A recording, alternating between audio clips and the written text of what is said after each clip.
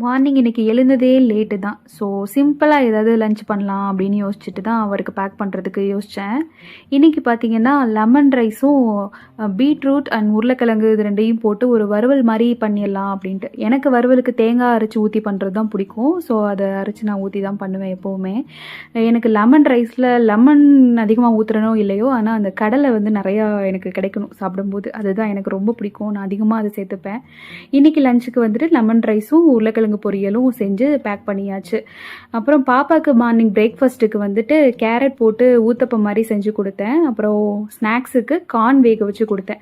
Corn வந்து எனக்கு கொஞ்சம் உதுத்து கொடுத்தா அவள் பாப்பா ஒழுங்காக சாப்பிட மாட்றா. ஸோ அதை அப்படியே கடிச்சு சாப்பிட்ற மாதிரி தான் எடுத்து பேக் பண்ணி கொடுத்தேன். பாப்பா இவ்வளோ அவசர அவசரமாக கிளம்பி போயிட்டு என்ன பண்ணிட்டு இருக்கா பாருங்க, பட்டாம்பூச்சியை விளாண்டுட்டு இருக்கா எடுத்து.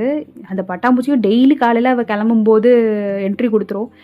அவசர அவசரமாக பாப்பாவை கொண்டு போய் ஸ்கூலில் விட்டுட்டு ஒரு கப் காஃபியோட அன்னைக்கு மார்னிங் முடிஞ்சு.